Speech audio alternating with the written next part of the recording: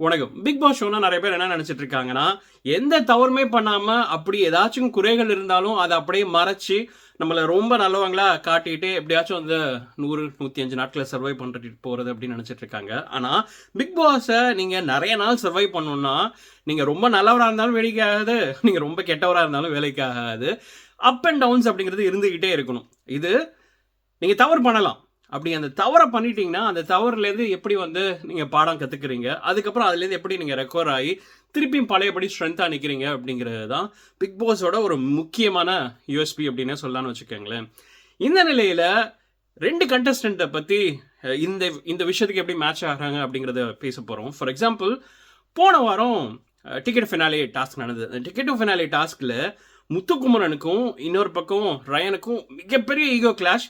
அந்த ego clash தான் 2 பேருமே நிறைய இடங்கள்ல நிறைய தவறுகள் பண்றதுக்கு மிகப்பெரிய காரணமா இருந்தது. அப்படி இருக்கும்போது அவங்க அதுல எந்த பாடமே கத்துக்காம இப்ப இந்த படப்போட்டி டாஸ்க் வந்திருந்தாங்கன்னு வச்சுக்கோங்களேன், என்ன ஆயிருக்கும் அப்படிங்கிறத யோசிச்சு பாருங்க. என்ன ஆயிருக்கும்? அதே ஈகோ கிளாஷோட இங்க வந்திருந்தாங்கன்னா 2 பேருமே போட்டி போட்டு யார் முதல்ல எடுக்கிறது அப்படிங்கிற வேலையை பார்த்துருப்பாங்க. அது பார்த்தது மட்டும் இல்லாம ஒரு ஆள் பண்ணதுக்காக அப்படிங்கிறதுக்காகவே இன்னொரு ஆள் தன்னால முடியுமா முடியாதா அப்படிங்கிறதெல்லாம் யோசிக்காம ஈகோ மட்டுமே மனசுல வச்சுக்கிட்டு போய் அதை பண்ணியிருப்பாங்க. பண்ணி வெளியேறதுக்கான வாய்ப்புகள் இருக்கு. இது முத்துக்குமரனும் இந்த தவறை பண்ணியிருந்திருக்கலாம், இன்னொரு பக்கம் ரயனும் இந்த தவறை பண்ணியிருக்கிறதுக்கான வாய்ப்புகள் இருக்கு. ஆனா போன வாரத்துல கத்துக்கிட்ட பாடம் அவங்களுக்கு இந்த வாரத்தில் உள்ள ஒரு பெரிய டிஃபரன்ஸ் என்ன அப்படின்னு பார்த்தீங்கன்னா, 2 பேருமே அவங்களோட ஸ்ட்ரென்த்தை ரெஸ்பெக்ட் பண்ண ஆரம்பிச்சிட்டாங்க. அதாவது முத்துக்குமரன் ரயனோட ஸ்ட்ரென்த்தை வந்து ரெஸ்பெக்ட் பண்ண ஆரம்பிச்சிட்டாரு. இன்னொரு பக்கம் ரயன் வந்து முத்துக்குமரனோட ஸ்ட்ரென்த்தை ரெஸ்பெக்ட் பண்ண ஆரம்பிச்சிட்டாரு. அதனால தான் ரயன் வந்து வெற்றி பெறும்போது 2 லட்சத்தை வின் பண்ணும்போது அங்க உள்ளவங்க பெரும்பாலானோர் வந்து பாராட்டவே இல்லை. முதல்ல போய் பாராட்டினது யார் அப்படின்னு பார்த்தீங்கன்னா முத்துக்குமரன் தான்.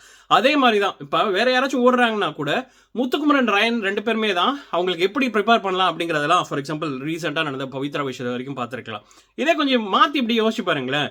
இந்த பொட்டி எடுக்கிற டாஸ்க்கு டிடிஎஃப் டாஸ்க்லேயே ஒரு டாஸ்க்காக வந்திருந்தேன்னு வச்சுக்கோங்களேன், 2 பேர்ல யார் வேணாலும் வெளில போயிருக்கலாம். அதனால தான் சொல்றோம், இந்த பிக் பாஸ் ஷோ அப்படிங்கிறது நீங்க தவறு பண்ணாம இருக்கிறது இல்லை.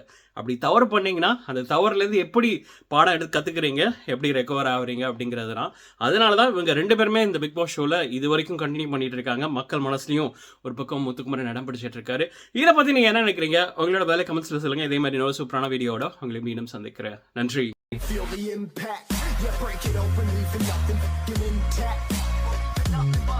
Hey yo, you've been hacked. You're safe, hard in, but I found it, homie, been cracked.